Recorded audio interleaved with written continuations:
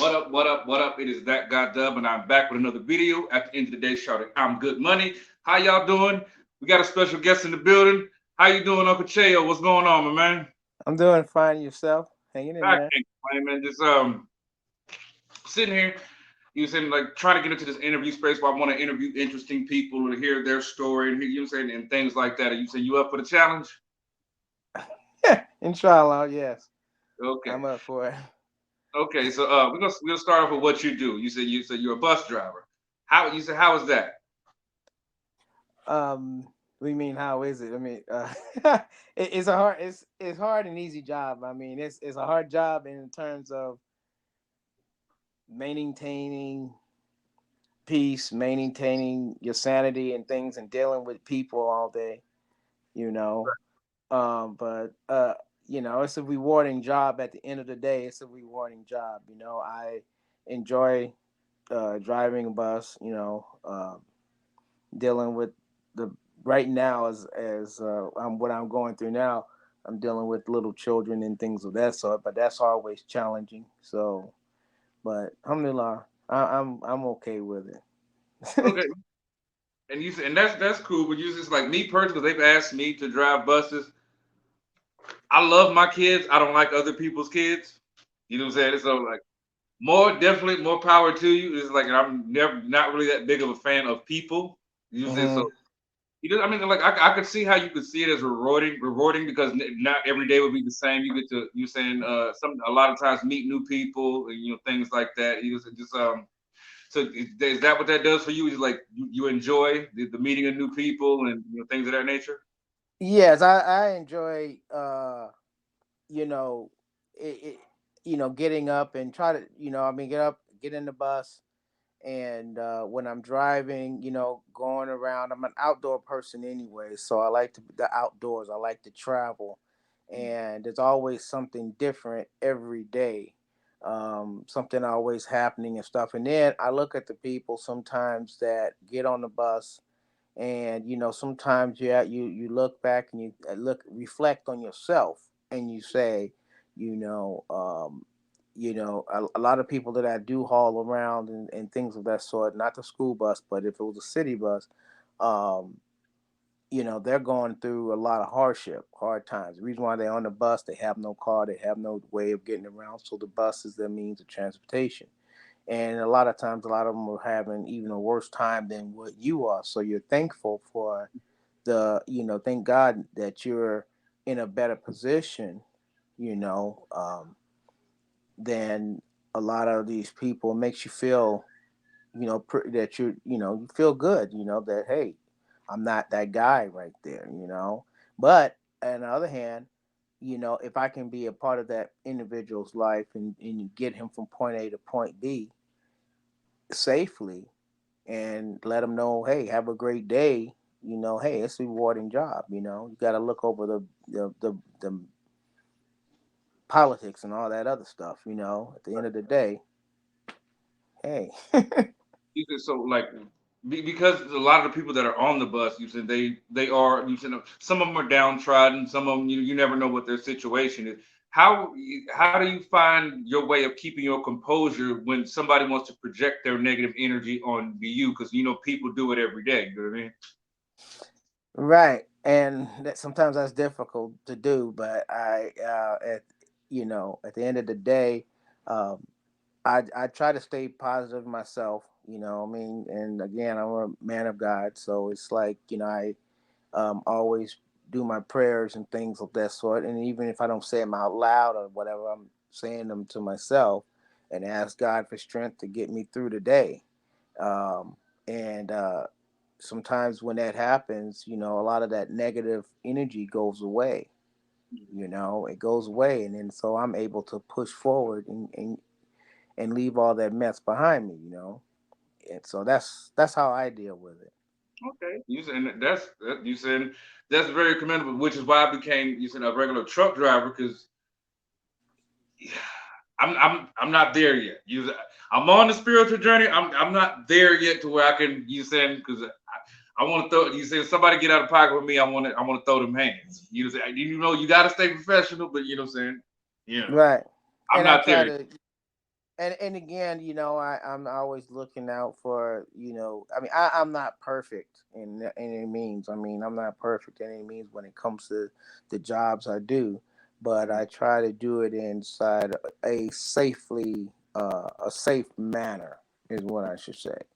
Um, and then also I will never lead nobody astray, leave them, mislead them or misguide them, because I know they have been, but there's been several times, several people have had issues and stuff like that on my bus, and then I'll sit down there and give them good advice, but they've been broken so bad with people telling them things. If they want to sit and argue with me, I'm just like, okay, I tell you what, you do it your way, and then see how it turns out. If it turns out, hey, mashallah, alhamdulillah, boom, go.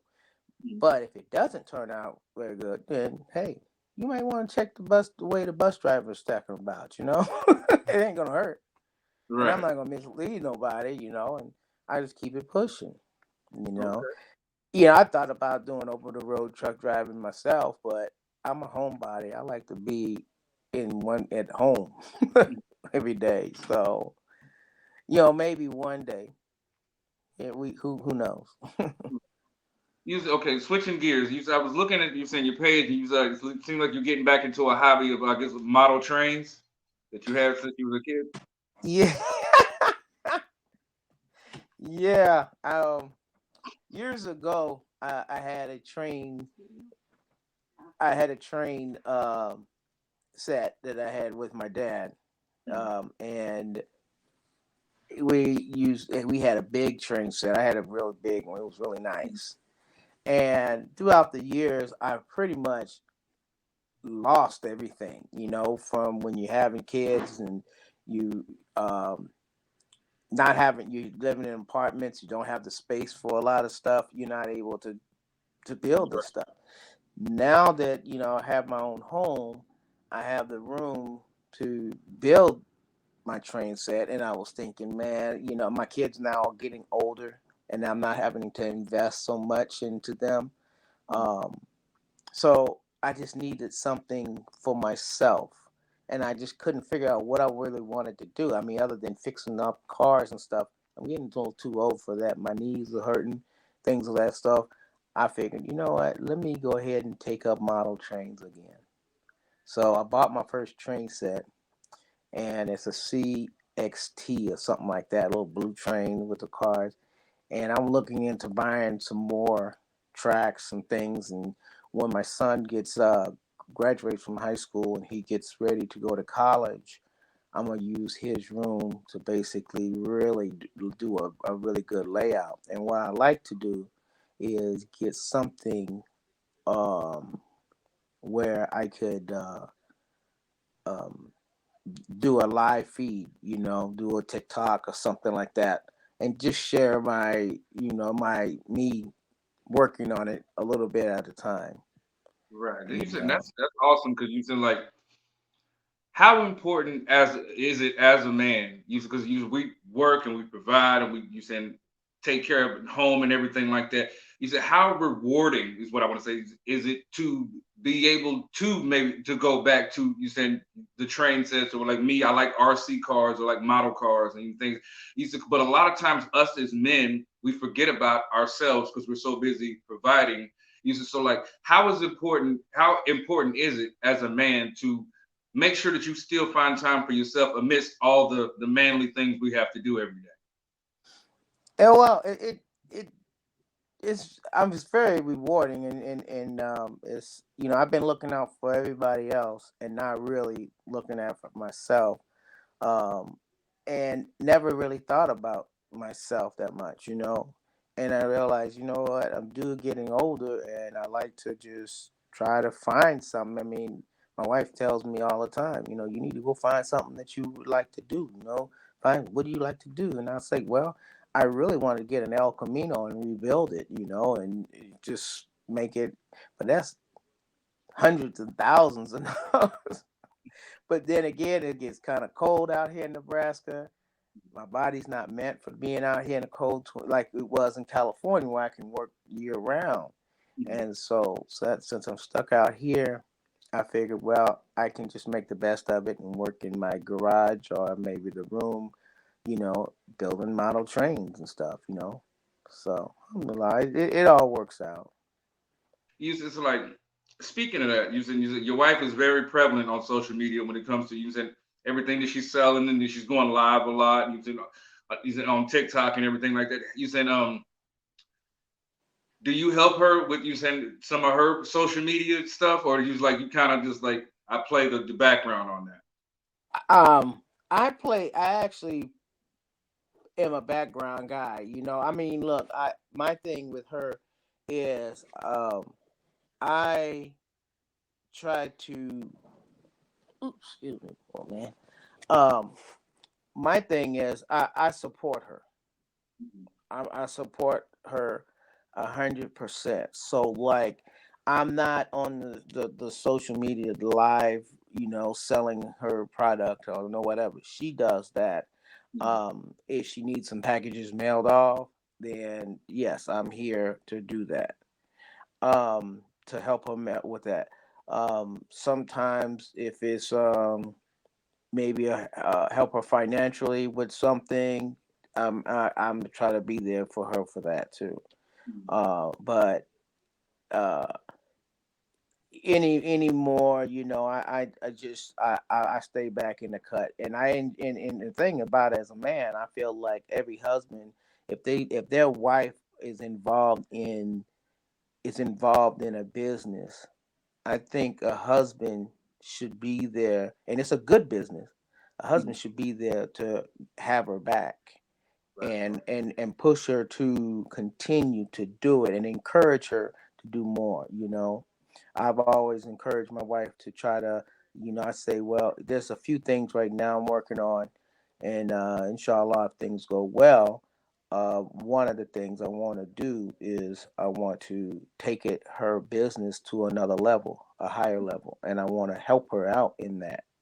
And but it's got to take a few. I'm working on a few other things right now. First, I got to go and play before Right. that happens. Right. And you said with that being said, like we as people, you said like a lot of people they want the instant gratification, the instant satisfaction. What you said, what would be something like say like somebody was trying to you saying mirror you saying you and your wife you said selling the products and everything like that, and they had a mindset of well you said I wanted to go viral, I want it to be like now you saying like what's how would you set them down and tell them like yo it's a process you got to crawl before you walk, how would you do that to somebody that would come to you for information on how to get a business started, you know what I mean? I would look at the idea of how Baba, um, our grandfather I watched him, and I would say, start off small. You got to start off small. Don't put yourself in debt. Start off small. Buy a little bit of whatever, and then find out and be smart about whatever you're doing. Don't put yourself in a debt of situation, and have a if you have a good product to sell, you have something, I mean, like with our oil business, that we did, we started off small. We didn't go out and get all kinds of merchandise and all this. We started off small, made a little money. Mhm. Take that money, be disciplined about what you're doing when you're starting a business. Always be disciplined, especially when it comes to money. Most people but go out and go buy money. They go buy their product, turn around, sell it, and then what they do with the money, they go to the casino or maybe go do this, go do that. And it's like, well, wait a minute, take your money and go reinvest back in your business. Right. You see, and then when you get to a milestone, such as maybe $1,000 profit or something of that sort, then you can say, okay, I can. You want to treat yourself, then go ahead and treat yourself. But in the meantime, don't overdo it. Real in the first year, things are going to be rough in the first year. You Right. know, but you may not make no profit in the first year. But with like again, with be disciplined with prayer. faith, you can make it. Mhm. Yeah.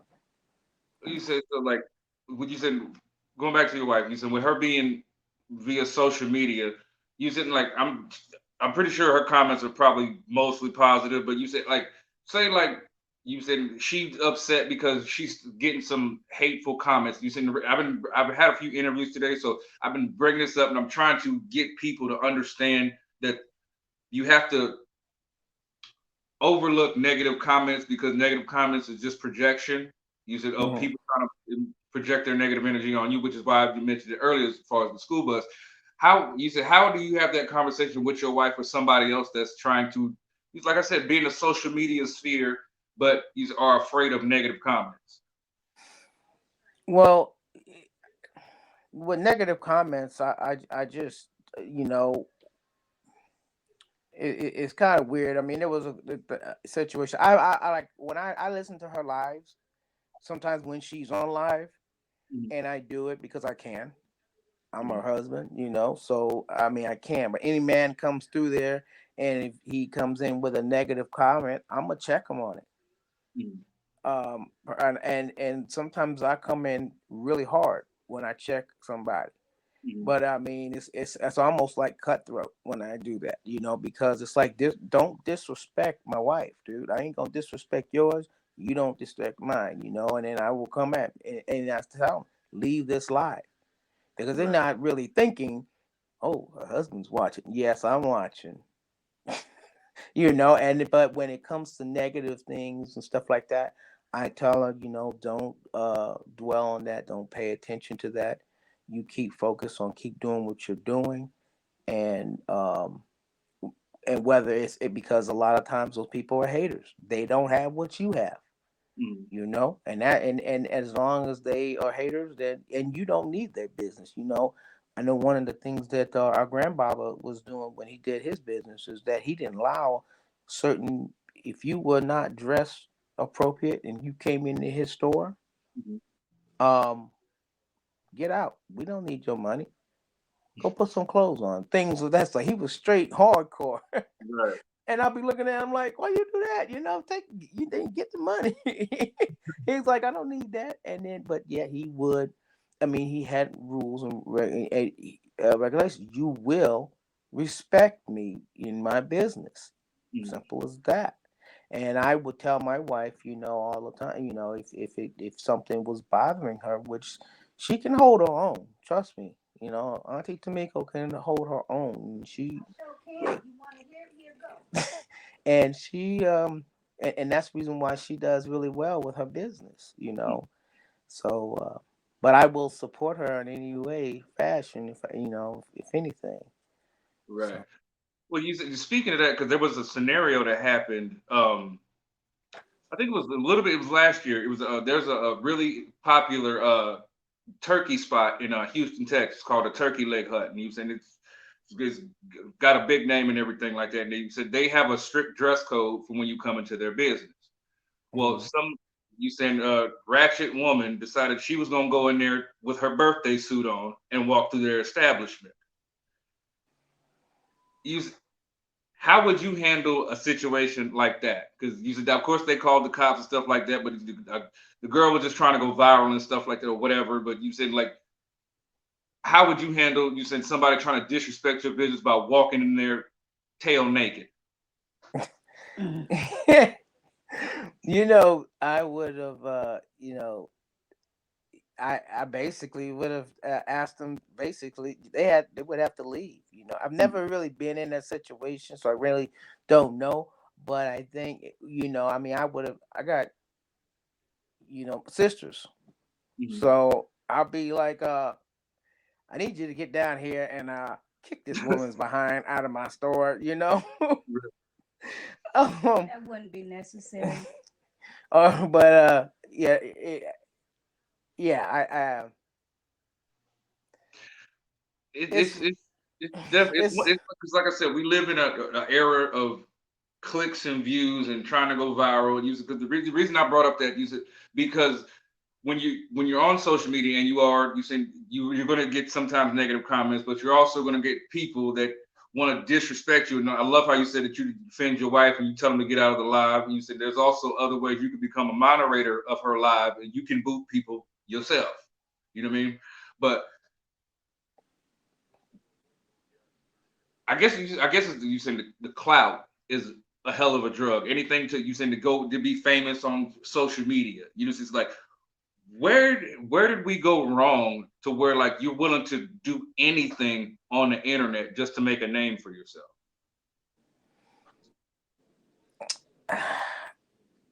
Well, I I think where I think America has gone wrong. I mean, a lot, especially when you're dealing with government and things of that sort. I believe that government has done so that they did a really piss poor job of how they govern this country. You know, I mean, in a sense that how they try to take one, they always want to take the man out of the house, especially if it's a black man. They want to take a black man out of the house. And so it got to a point where you can't even raise your own kids the way you want to raise your children, right? Because the kids are if you treat them and you raise them right, you need a father in the home. First of all, you need to structure in the home because our future being raised up and everything else. People are going out here doing who knows what drugs stuff like this. I mean, it's getting ignorant to the point where it's causing them to not care, and they don't do their things. You're right, exactly.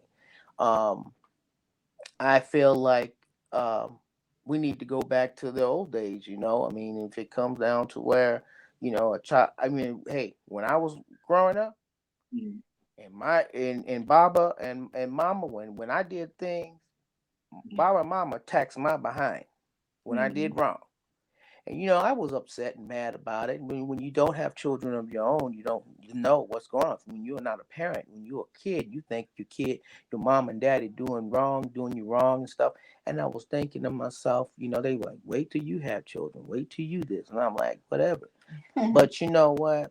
I'm gonna tell you something. If I had it to do all over again, I'm gonna tell you, I am so thankful I got those behind spankings. I Mhm. am. I'm glad that Baba and my mother and had taxed my behind when I needed it Mhm. because it made me a stronger man now than more than ever. Right. I was not a punk.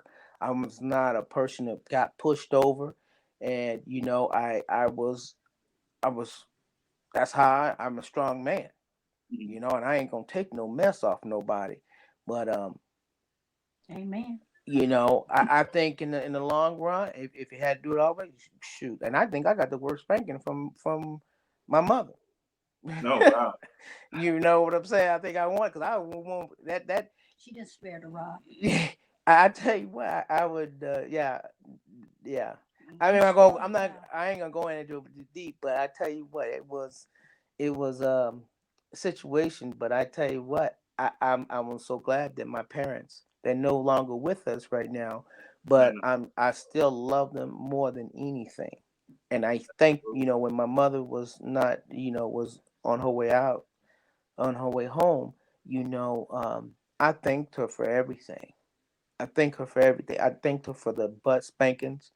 I thanked her for everything, because she was what who made she made me the man I was, Mhm. and I am today. And we don't see that a lot in these little spoiled ass kids, excuse me, spoiled behind kids that of today, who are scared to go mow a yard, Right. scared to go outside and play, ride a bicycle and things like that. They want to spend the time inside playing, you know, what is it, PlayStation 8 or whatever the heck they got. I don't know nowadays. Back in my days, it was the Atari 2600. Right. Well, I had the regular NES. And you said that was me right there. Right. You- So I don't know what they got going on now, but these kids just spoiled rotten. And I'm gonna tell you something, they really need their behind spanked on a daily basis. I mean, they got these dang on cell phones that their parents give them and stuff like that. Don't check their grades, and I'm like, Once again, the rights of a parent to discipline their child has been thrown out the window. yeah. Yep. So, Big and facts. and the kids know it. Go And ahead. then they don't realize, but a lot of it is the system and how the system. I was a It's pet. I indoctrinated. was a foster a foster care parent for a while. Mhm. And I tell you what, it's so sad how the system and how much money they make off of these children. You know what I'm saying? The state makes so much money off of these kids. It is pathetic. And I was glad I was able to go through the classes and I was able to experience what these clowns do in taking these kids out of and some of them, you got different religions, different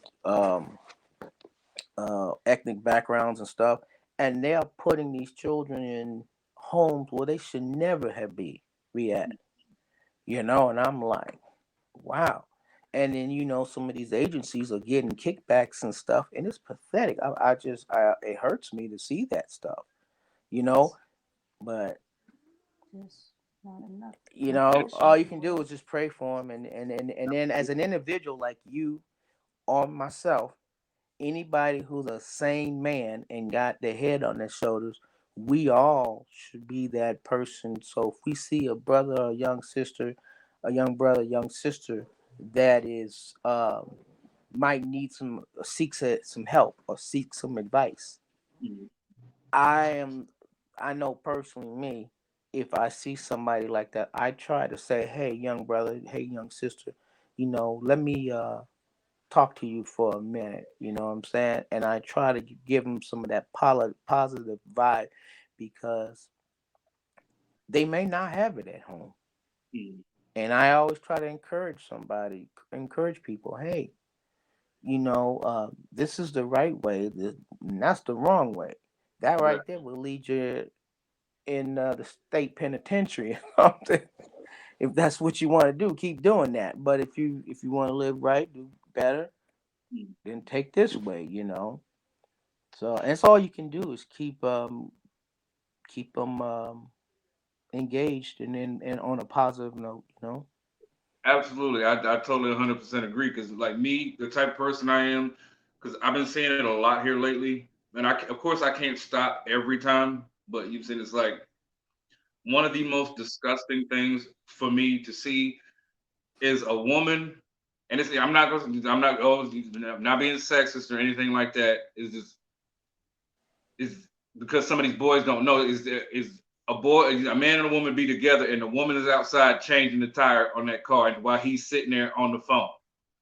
That irks my nerves. Like I cannot, and it's like, and when you ask most of these young men, they don't know how to change a tire, and it's like I said, I try to go from getting angry to make it a teachable moment because I'm not even gonna lie to you. I've changed the tire. I've changed two tires on a car in a suit and tie. So I don't care about your Jordans and all of that other stuff. If I can do it in a suit and tie, you can do it.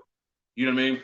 But it's just like it's society has kind of shifted to where using more women or using taking on a more masculine role and using more of our young boys and young men using are even saying falling short and using whatever they're not being leaders and mentors and providers and stuff like that. They want to be taken care of and all the things like that. So like you as a man, he's like, how do you go about using giving positive feedback to these young men to try to help them see it another way?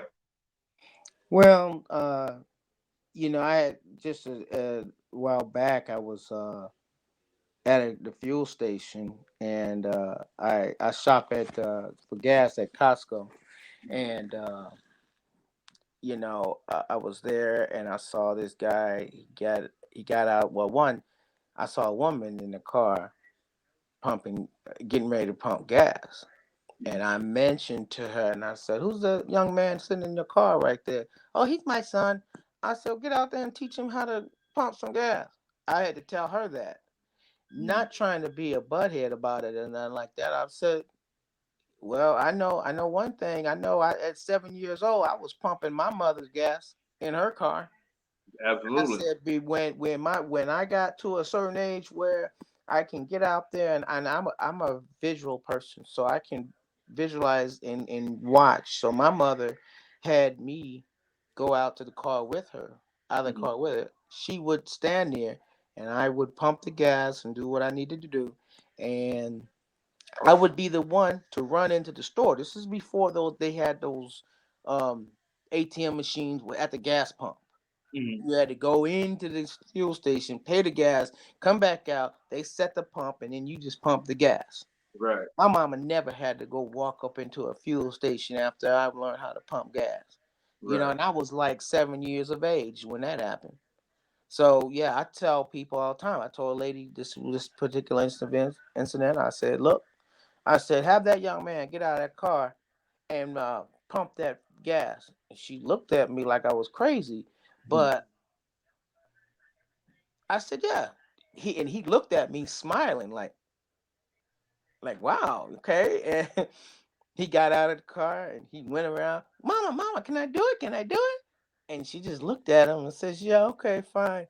And I watched how they did it, and he was sitting there, pumping man. I said, yeah, that's what I'm talking about. I said, now you don't have to do it anymore.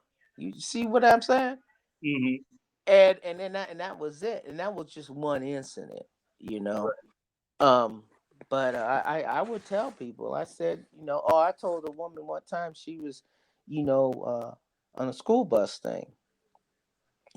Kid was getting out of the car and she likes to get off the bus and she likes to grab the kid and hold the kid and walk the kid. This kid's damn there, he's yeah, he's a preschooler and whatever, but still Mhm. let the boy walk. He gonna be, he can, this boy can carry her really. You know what I'm sitting up there like, don't baby these kids, man. Don't make them soft, you Yeah. know. And but again, you tell them once, but she keeps doing it. I'm like, okay, whatever. Maybe we'll try back next year. Right. Like that's funny because I use it. I have that because when my youngest daughter, she's 3, and everybody swore up and down 'cause you said that oh when you said when Trina comes in, you said, or we all call her Jade, but you said when Jade comes around, you said, oh, that little girl's gonna have a Tyrone wrapped around his fingers. No, she's not. I'm be I love on all my kids equally, but you just like you're not gonna get one over on me. Like Yeah, usually like when it's time to go to bed, usually she want to start that pouting and crying stuff. Little girl, knock it off. Go to bed. And right. goes right to bed, and everybody's sitting there drop jaw. It's like, well, how'd you go to get her to go to bed? Because she's been fighting for an hour. I was like, Mm. I said what I meant, and I meant what I said. you know. Yeah, right, right. Yeah, And so, and yeah, and and I tell you what, I've been very fortunate with my children that they not having to be no knuckleheads and nothing like that, and I have not. I tried my best to really encourage them basically when it comes to school. My son right now, Nasser, he carries a was it a 3.8 GPA, okay. and and I'm gonna tell you something. I mean, I've been through rough roads and rough times and stuff, and but at the same time, I always encourage and try to make time for my son. And I told him how important it was for him to graduate. He needs to graduate. So when it Mhm. comes to his education, his school, that when it came to my work and my job, I always tried to schedule my work around his school, Right. so I can be sure to meet up with his teachers when parent conference meeting comes. I've always tried to just do the best I could with his keep up with his grades, and if he was falling in grades, try to encourage him to get that stuff done. And so, now on the 24th of May, he'll be graduating. Nice. Alhamdulillah, alhamdulillah, he's going to be graduating. So I am so proud of him, Mhm. My because oldest, she's about to graduate at the end of the year too. So it's an amazing feeling. You saying like you taking a child. and you raised them, and you said like just to so they can get to that milestone. So that's a beautiful thing. So that's something that we share right now. So that's beautiful right there. Yeah, and as long as they're doing, like, if you do that, then that means that you as a father, you have done well, and you Mhm. know what I mean. And from one father to another father, I'm so happy and proud of you, for doing that. You know what I mean? Because we as fathers really have to get back in the mode of really encouraging each other, and we congratulate each other on success and things of that sort. That's what gonna and that's what we really need to do to get back to those things. You know, because our children are our future. You know, and they need they still need that positive reinforcement, that positive vibe all the time, even throughout when they're in college. Mhm. You know, You and said and like something I've done. You said with my children. You said like because once you get a job, you get a bill in the house. It's not that I can't pay my bills. You said it's nothing like that. It's some semblance of responsibility, whether it's just your cell phone bill, whether it's something small as a cable bill, or the internet bill. Like you know, saying it's like that way. You know, every month you got to take care of this bill. You said like hmm that's a tool that I've used in my home. You said like to teach a level of responsibility to my children. You know, saying like I think just because it works for me, it might not work for everybody else, but do some semblance of that. I think is what we as fathers and as parents need to use in really instill in these children because there's so many children out here lost in this world with using no idea. Like they have this thought in their head. Okay, when you're 18, you got to get out. Okay, well if you're when you're 18 in my house, if you've got to get out, you're at least gonna get out with some knowledge. You know what I'm saying? Like at least that way you're not just gonna you said drown out here. You know what I mean? right. And see, that's what I did with Nasir. Is that one of the things I did with him was when he turned of age where he can get out. Like when he turned 18, I think it was just probably about 3 or 4 months ago. I said, son, oh, it was back in November actually, back in November of 22. And I said, now that you got a job, you're gonna be getting a check. So since you're gonna be getting a check, you're gonna be needing a bank account. Mm-hmm. So I went in to the bank. We sat down, and I said, "Let me go. We're gonna go." I said, "You do you have any preference of what bank you want to bank at?" Now I bank at 5 different banks, Mm-hmm. and I said, "Well, let me go ahead and go to this bank here. This would probably be the best bank for you for now." And he's like, "Okay." So we went to the bank, and with his check, opened up an account, and we sat down, and I explained to him the responsibility of having a bank account. You don't go overdrawn, take some money, put it in a savings account, put your money in your checking account, and you pay yourself. So you pay yourself, meaning that you take, $100 or $200, pay, buy whatever you want to buy. The rest of it, put in your savings, and don't spend it. It's not it, act like it don't exist, and you build up on it.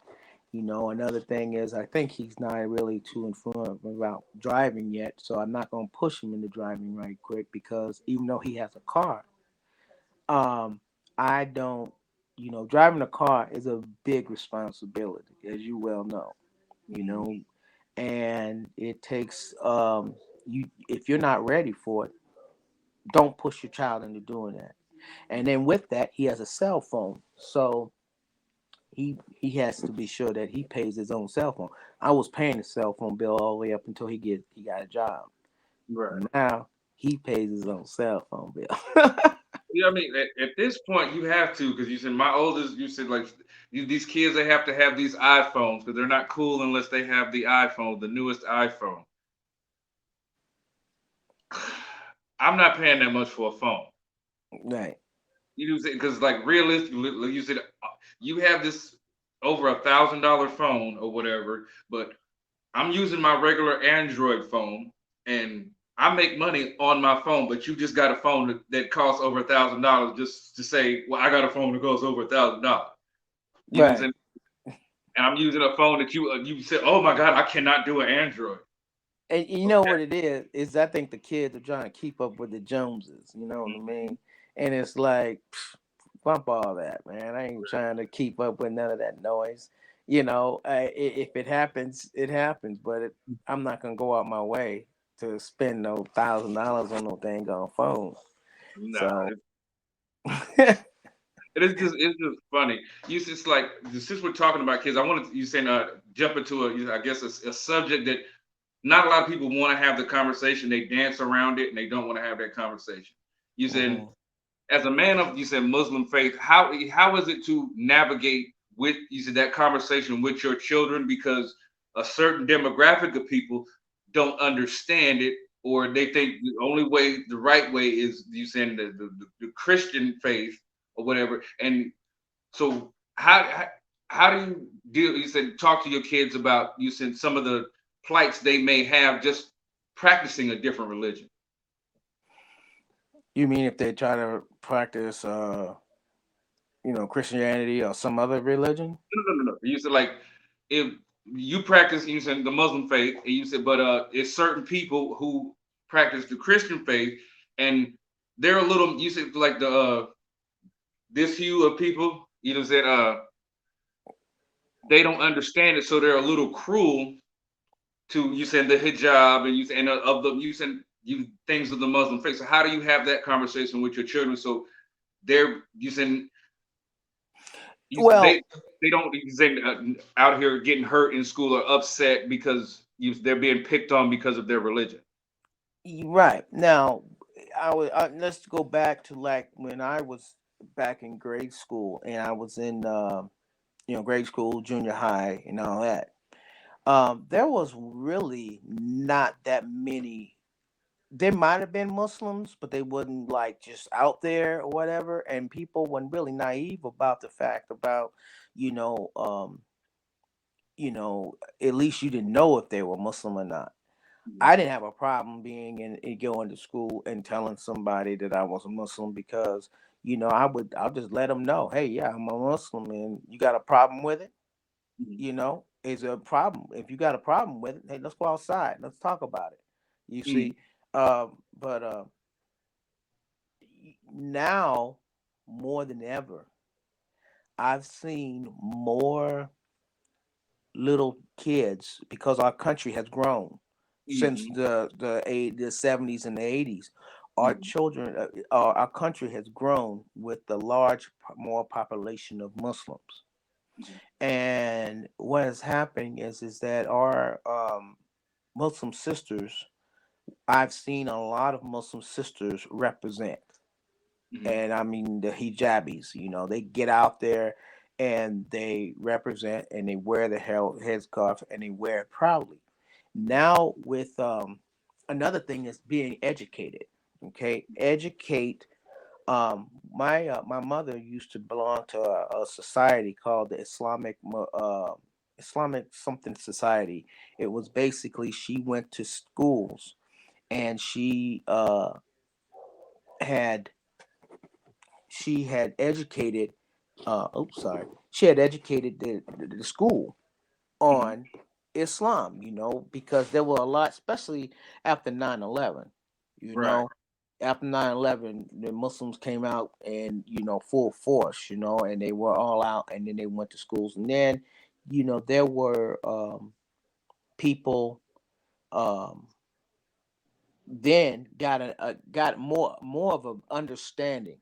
Once the Mhm. person gets a more of an understanding about Islam, they can leave you alone. They don't Right. really mess with you. And you got maybe a few ignorant people that's still out there that don't really know or just uneducated, and they just refuse to learn. They're not going to learn. You can't guide them, and you can't just leave them alone, whatever. But there are probably about maybe a good large amount of people who know about Islam because we as Muslims, we teach it to them. We let them know. And my children don't really have a problem because they could get out there. Like, okay, so like we're doing Ramadan. My Mhm. son gets out there and he's going to school and he's fasting. All Mhm. right, full days of Ramadan. And there's about maybe 10, maybe 15 other Muslim brothers out there fasting Right. during Ramadan. You see, so he's not the only one. He's not the only one that is being like, oh, I'm the only one out here fasting and things. It kind of makes my job easier. But Mama and Baba had to tell me. They had to, you Mm. know, they they they had to educate a lot of people back in the day. Right. Now that they're educated and our ancestors and stuff did the education, we as me as a parent now do not have to really work so hard. And like my daughter Ayana, she has a she's in elementary school getting ready to go into junior high, Mm. and a lot of her people, Muslim sisters she hangs around with, wear hijab. She Mm. wears a hijab, so she feels comfortable because she's not the only one.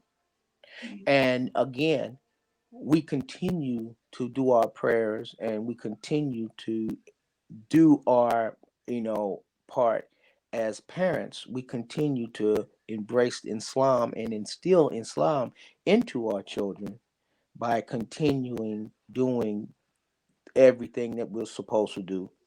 And hopefully, that will help them later Right. on as good parents, and they can pass that legacy on.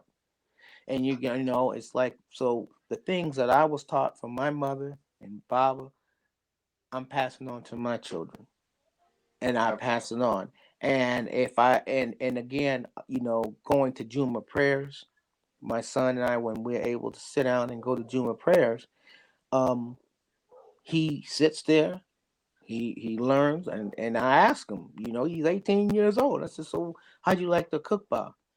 Mm. And he was like, oh, it was great. I said, what'd you learn?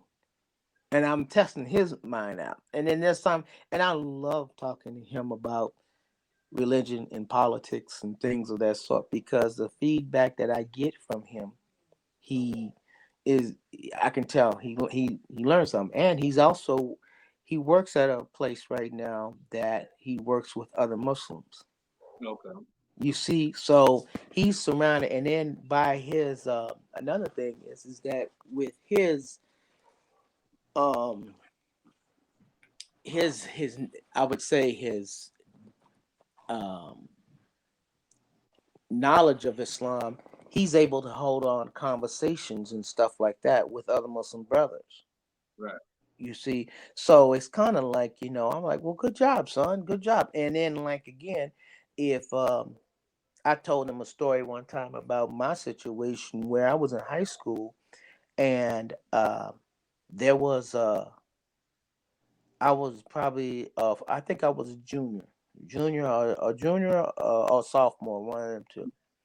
And I was sitting in class with this senior, and he was talking to me about a Muslim sister that had got her headscarf snatched off.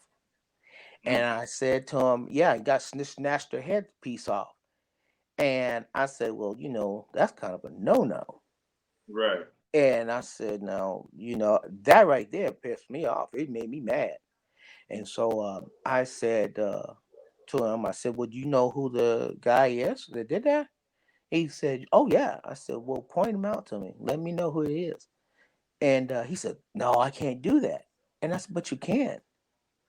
And I said, now that you mentioned it, you are obligated to tell me who it was. Mm. And he says, all right, what happens if you don't? And I said, then you got an ass kicking coming from me. I'm gonna beat you down. And he looked at me like, me? I said, yeah, you. All you have to do is point me in the direction of the whoever did it. And if that person is, and at that point, he was like, I said, you don't tell me, I'm beating your ass right near, right in class. I don't care. I said, you do not. No one puts their hands on a Muslim sister. No one. That is absolutely disrespect. And for that, they catch a beat down. And so he didn't want to tell me. So he wanted to leave class real early. In the hallway, he had an ass whooping coming from him. I mean, literally, I beat the senior up, and I kept beating him up every day. and I wasn't gonna stop until he told me who it was. But I Mhm. think after thinking about it, I realized it was him, and that did it. So he Right. got to, and this happened maybe a year prior. This incident happened prior, and it was funny because he, you know, he didn't want to fight because it was a senior. He was a senior, and he didn't want to lose out on not be able to graduate. Right. And I even told him, I said, I will hunt you down until I die because I said, that's something we do not do. You don't do that to my daughter. You don't do that to my wife. You don't do that to no one's aunties. You don't do that. Absolutely. That's absolutely disrespect. So after that, I moved back to California. This happened in Florida when we moved to Florida. Oh When we wow. Yeah, and we moved back to and I hated Florida with a passion. But when we moved back to California, then I was a little bit happier. I said he lucked out. Right. It's like switching gears before we bring it all home. You said like what you said. What is everything that you guys sell? You said what do you guys sell? We sell perfume oils and make incense, fresh incense sticks. I make them homemade incense, I should say, and the perfume oil, designer fragrances. Um, Tamiko, she makes the body butter body stuff. She makes that, and she also makes lotion, and she also does the buttercream for the lotion your hands and feet, body stuff like that. Yeah. Right. And then of course she sells the perfume or she sells the jewelry uh in her thing. She's Mikalicious Bling, what she calls herself. So she those are things that we sell. Basically what mom and baba used to Right. sell. Yeah. Well, if somebody wants to, you said get us your products. Where can they find you guys? We don't have. I had a website at one time, and they botched it up, and I got rid of it. So what a lot of it's just word to mouth, really. I'm Liwaru Naturals is basically what it is. I might start back up a website Mhm. and get a list together. I have a list. I Mhm. just got to figure out how to fine tune it and get it. I've been doing a lot of other work that sometimes I need to uh, really need to update my list and get it out. Somebody asked, um, I could send them a list or email it to them, things of Okay. that sort. Like I say, I'm not into the to. This is not $1 million business type thing. This is just something that, like, Mom and Bob had done some things, like, because they had the store, they had all the big thing. I don't have it like that. It's just run out of my house, pretty Mhm. much. So a lot of it's just word of mouth. You know what I'm saying? I usually sold to my mother's customers. I sold some, just people I work with, things like that. Okay. But if they were to try to get a hold of me, just give me a call or something, or look on my Luwaru Naturals on Messenger. Yeah. Yeah. Yeah. So like I'm definitely glad you said you took the time to sit down with me. You said you said, last thing I was going to ask you was like, do you have an Instagram for that same account? I'm gonna tell you something. I actually don't do a lot of social media. I don't even do really Facebook. I'm gonna tell you something. I tell you what, I'm scared of that mess, man. It's just it's crazy. I do have uh a lot of times when people they go through my wife Mhm. because she has a Facebook account or whatever. Um, she But I don't know what to explain. I don't, I don't really do social media or nothing like that. I don't do the Instagram. No, I don't.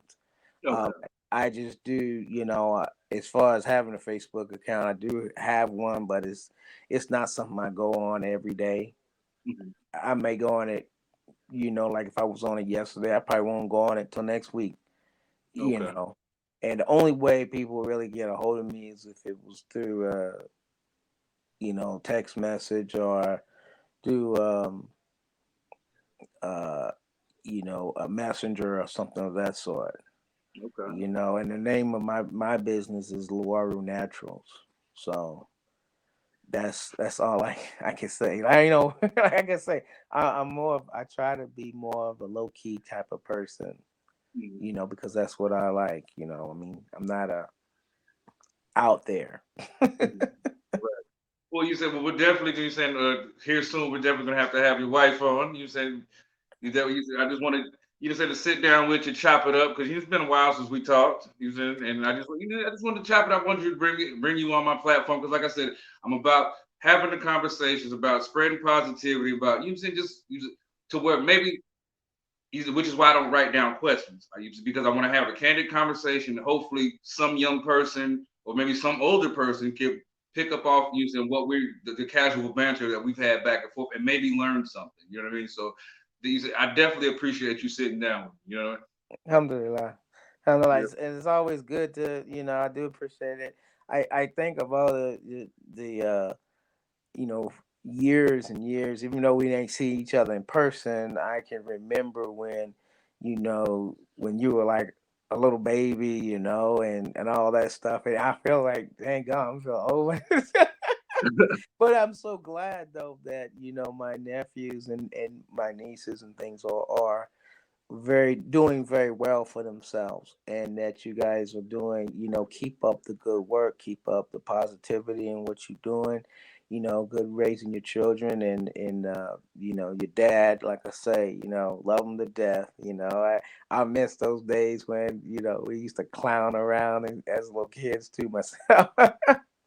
But I'm so proud of him and the families, and how everybody turned out, so Absolutely. yeah. Absolutely. So, like I said, we're gonna have to do this again. I'm glad we got to do it on the platform, but you said we definitely got to make sure that we stay in contact. Just you said, other than just you said liking a picture on social media. You said we're family. You said we got to. You said we got to do this because we all we got. You know what I mean? Exactly, yeah. Yeah, And then, so in time, I mean, my goals is that I like to get out there and at some time, and see you guys in person, and do the traveling thing. But first things first. I'm dealing with my children right now in the school and job, and all that stuff has to be, everything has to flow first. So yeah, but I will, like I say, when let me know when you want, Auntie Tamiko on, and just let me know. We can okay. arrange that.